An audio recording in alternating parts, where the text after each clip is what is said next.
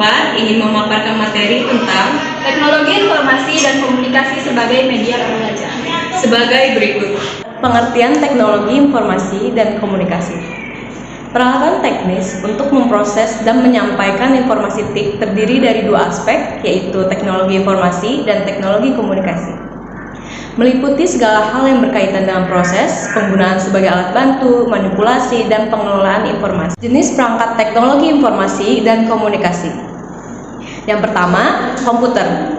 Membantu dalam mengolah data menjadi informasi dan menyimpannya untuk ditampilkan di lain waktu. Yang kedua, netbook.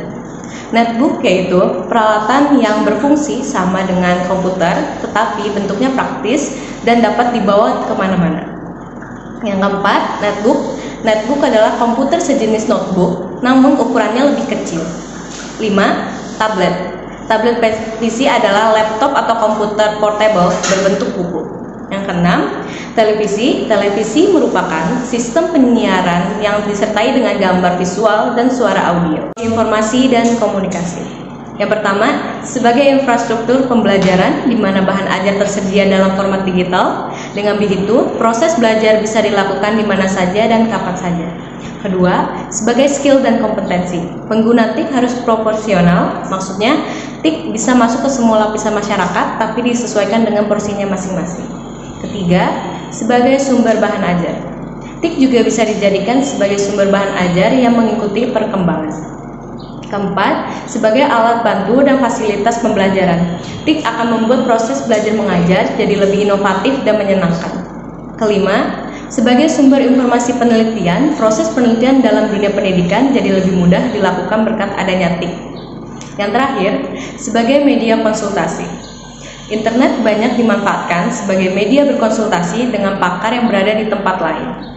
Dampak TIK dalam media pembelajaran. Yang pertama, dampak positif.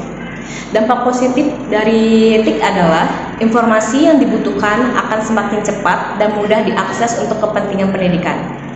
Kedua, inovasi dalam pembelajaran semakin berkembang dengan adanya inovasi e-learning yang semakin memudahkan proses pendidikan. Ketiga, kemajuan TIK juga akan memungkinkan berkembangnya kelas virtual. Keempat, sistem administrasi pada semua lembaga pendidikan akan semakin mudah. Kelima, munculnya media massa, khususnya media elektronik sebagai ilmu dan pusat pendidikan. Yang kedua, dampak negatif TIK di bidang pendidikan.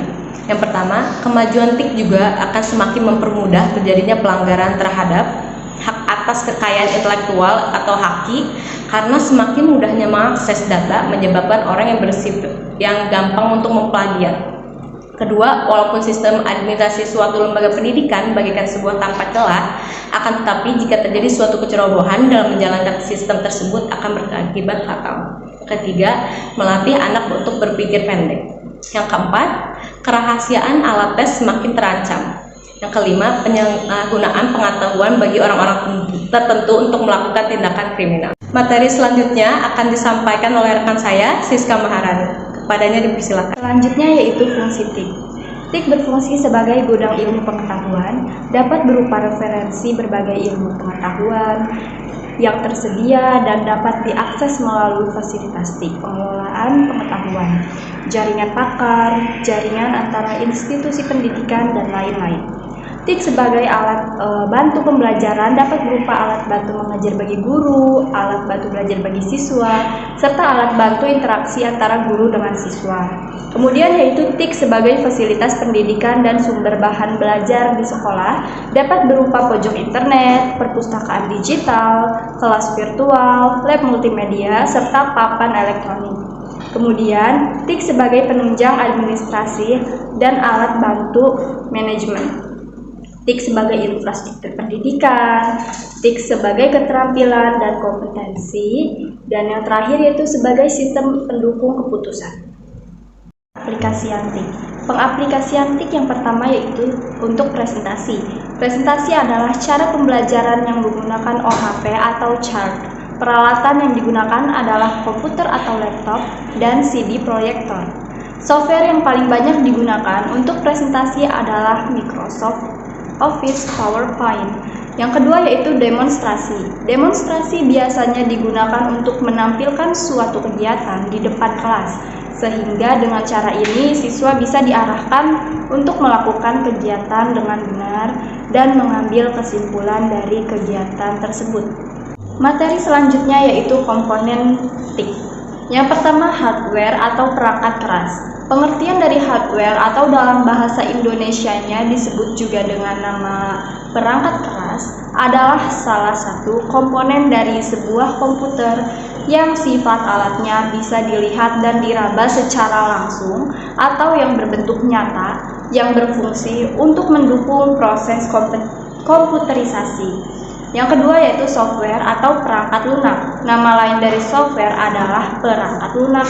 Disebut sebagai perangkat lunak karena memang sifatnya pun berbeda dengan jika dibandingkan perangkat keras, yaitu keuntungan dan kerugian TIC dalam media pembelajaran.